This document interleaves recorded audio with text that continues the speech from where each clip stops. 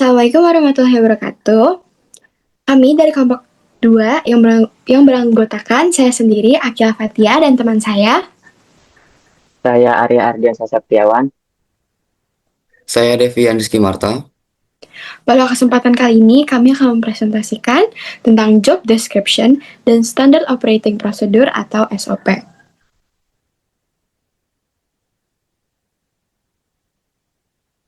Yang pertama, saya akan menjelaskan tentang pengertian job description.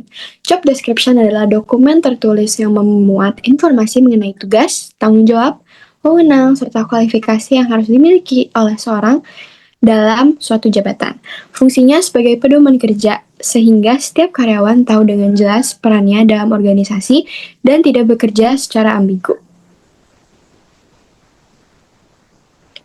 Selanjutnya, saya akan menjelaskan tujuan job description.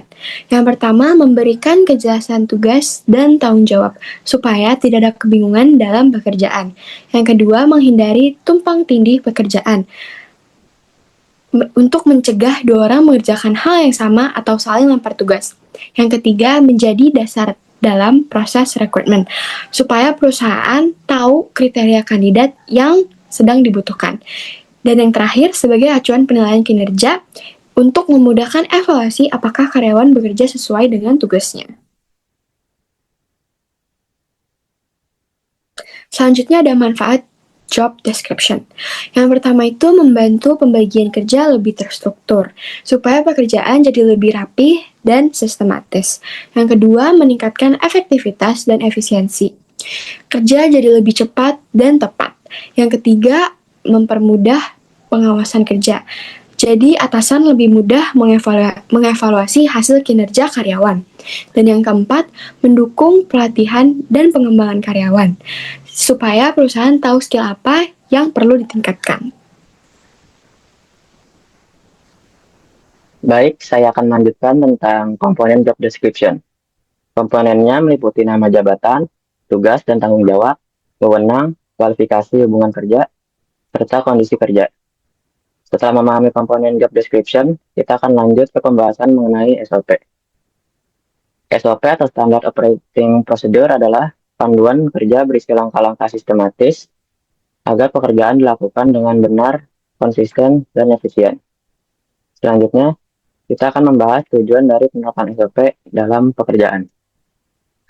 Yang pertama itu ada menstandarisasi proses kerja, yang kedua mengurangi kesalahan, yang ketiga meningkatkan kualitas hasil kerja, dan yang terakhir mempermudah pelatihan karyawan baru. Selanjutnya, setelah memahami tujuan dari SOP, kita akan melihat contoh penerapannya dalam dunia kerja. Contohnya, ada operator mesin bubut yang bertugas mengoperasikan mesin, membaca gambar teknik, dan melakukan proses pembubutan. Wewenangnya seperti menghentikan mesin saat terjadi gangguan, serta melaporkan kerusakan, dengan kualifikasi memahami teknik pemesinan. Selanjutnya, contoh SOP dan pembahasan berikutnya akan dijelaskan oleh teman saya. Baik, terima kasih. Saya akan melanjutkan dengan contoh SOP. SOP pengoperasian mesin bubut. 1. Menggunakan alat pelindung diri atau APD. 2. Memeriksa kondisi mesin sebelum digunakan. 3. Memasang benda kerja dengan benar. 4. Menjalankan mesin sesuai prosedur. 5. Melakukan proses pembubutan. 6. Mematikan mesin dan membersihkan area kerja.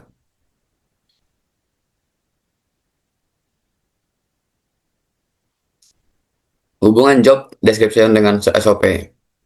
Job description menjelaskan tugas dan tanggung jawab yang dilakukan oleh karyawan. Sedangkan SOP menjelaskan langkah-langkah dalam melaksanakan tugas tersebut. Keduanya saling melengkapi agar pekerjaan dapat berjalan secara terarah, konsisten, dan efisien.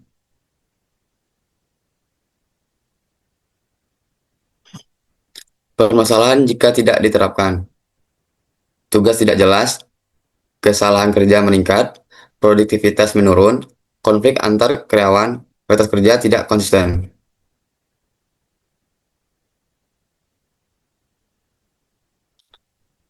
Kesimpulannya, job description dan standard operation atau SOP merupakan pedoman penting dalam organisasi yang berfungsi untuk memberikan kejelasan mengenai tugas, tanggung jawab, serta tata cara pelaksanaan pekerjaan.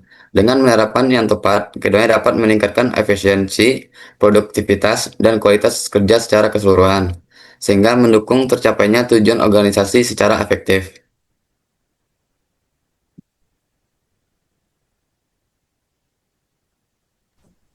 Sekian presentasi dari kami. Terima kasih sudah mendengarkan.